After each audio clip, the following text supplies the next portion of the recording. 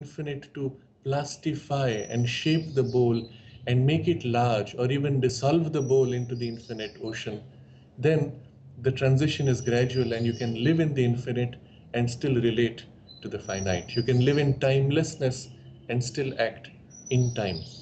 This is the goal which is normally set before us in the ancient Vedic and yogic tradition. There is another question. When do you suppose mankind will elevate itself beyond its existence on this planet and see the empirical truth? When we say mankind, we mean everybody else, and really that depends on everybody else. But if we say myself, well, that depends on me, on each one of us. When will we ready to make the effort? When we choose to. When we realize it, well, as the effort proceeds, there will be a progressive realization, and sometimes the journey itself is as fulfilling as the goal. And instead of distressing ourselves that the goal is still far, if we measure that we are moving steadily forward at each step of the journey, and each step is a kind of an awakening into a wider and freer and more joyous and blissful awareness, then the journey itself is as fulfilling as the eventual realization of the goal. There's a beautiful story which comes from the Indian Vedic and Puranic tradition, which goes something like this. Uh, Narada, he is a divine sage, goes to an ascetic, and the ascetic asks him, when will I realize divine consciousness? And the sage says, it's going to take you about 2 million years. And the ascetic says, oh my God, all these years of effort are wasted. I'm wasting my time. I have to wait another 2 million years. How sad, I might just as well give up. Then the sage goes to another devotee, and this devotee asks, when will I realize the divine consciousness? And Narada says, you will realize after 200 million years. And the sage and this devotee says, oh, how wonderful. In 200 million years, I will finally realize the divine consciousness and be one with my Lord. And instantly, he becomes one with the divine consciousness. It's a beautiful story, very suggestive. And it tells you that your attitude of exaggerated stress, waiting to realize the goal, is often the barrier. And if you just let go and open to the goal and give yourself joyously to it, often that's enough to realize it sooner and more easily. We go to the next question.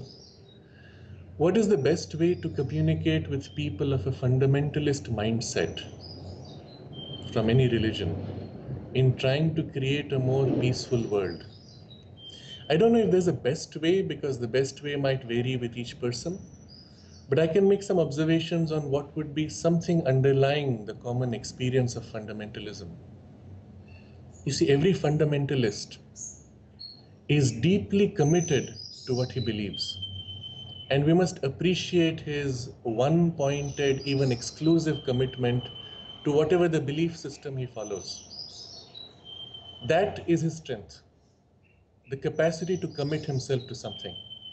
Now, instead of committing himself to a narrow belief system, he may commit himself also to a larger vision.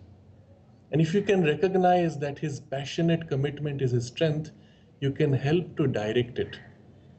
I will also put it another way, that at the heart of every religious system is a common spiritual truth or experience. In fact, if you look at the distinction between religion and spirituality, the distinction is really of forms, and particularly of historical forms. When a religion was established, the founder of the religion had a profound spiritual experience or realization. He shared it with those around him. They caught the form and the words, but missed the experience. Or if they caught the experience, by the time they translated it or transmitted it to others through generations, eventually only the forms remain, and the experience is as if diluted or even almost lost. Or a few keep it, and the mass of followers catch the forms. And rather than struggling with the distinctions of forms, if you go back to the heart of every religious experience, you find we return to certain common principles, common values. And this is the way by which a fundamentalist can be helped to go back to the essential experience of his tradition and realize that when he finds those truths within his tradition, others also find the same truths within their tradition. The next question is from Jan in Germany. Mathematics seems to be a rather useful language to describe the world of matter, motion, and even quantum physics. Are there any mathematical concepts which touch the realm of consciousness or the formless, timeless dimension, the source? Yes, this is a very interesting question and very close to my heart because it's a domain which I have worked somewhat in and I really enjoy it. I'll play with a few mathematical ideas. You don't really need to know too much mathematics to understand this, but I'll give you one example. You see, in mathematics, 0 divided by any number is 0. Any number divided by 0 is infinite. Okay? But 0 divided by 0 is described as undefined. Do you know why? Because 0 divided by 0 can represent any possible number depending on how you approach it. Let me give you an analogy. Consider a mountain peak. The peak is one tip, one top. But you can approach it from various directions. So the person climbing from the east will say the peak is on the west. The person climbing from the west will say the peak is on the east. The person climbing from north will say the peak is on the south. And they are all right. But when they all get to the peak, they are at a single point which is neither east nor west nor north nor south. From that single point, indivisible, east, west, north, south flow out.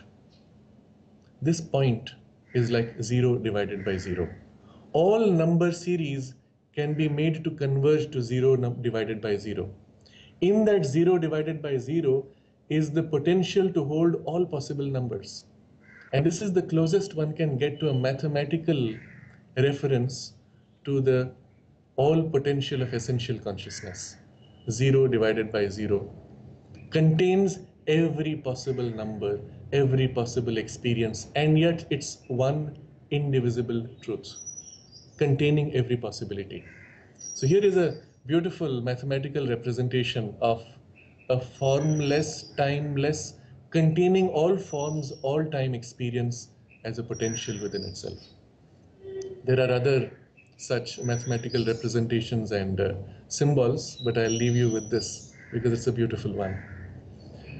The next question, related to the earlier question, what role do the contemporary achievements in computer science, virtual reality, neural networks, simulations, play in the unfolding of consciousness and awareness? There are in fact many interesting things happening which involve assisting us to change the way we look at the world and experience the world. In fact, virtual reality is an ingenuity with which we are able to create in the domain of the computer reality anything we could imagine with our mind. In fact, it is nothing but a translation of the mental world into the material world. This is something we must step back to fully appreciate. We are normally experiencing and locked into the material world because of our identification with the body consciousness. But in dream state, we can separate from the physical body, drift off into other levels of consciousness and their worlds.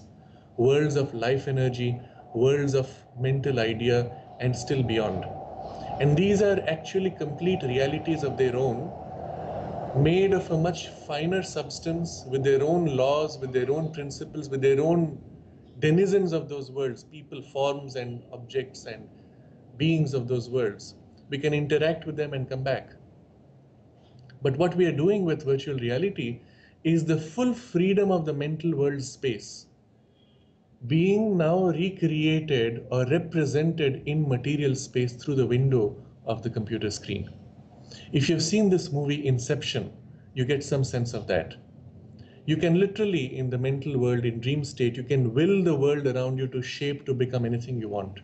With virtual reality, that's what we're doing in material space by representation. So all of these technologies really are an attempt to bridge the material world with those higher possibilities of consciousness and represent them in matter, and even help us free our minds from their binding to the narrow physical mental awareness. I give another example. The movement of the whole development of technology is to refine things, make them smaller and finer, until at some point technology vanishes and pure consciousness remains. And the closest example today is the new technology by which the pilot or the car driver controls his vehicle purely by thought. There is this whole gadget placed on your head. What you will, the vehicle follows. And at this point, you must become conscious of your own mental thoughts. You must be master of your mind to control your vehicle. And technology is as if pushing us to improve our own mental cognition.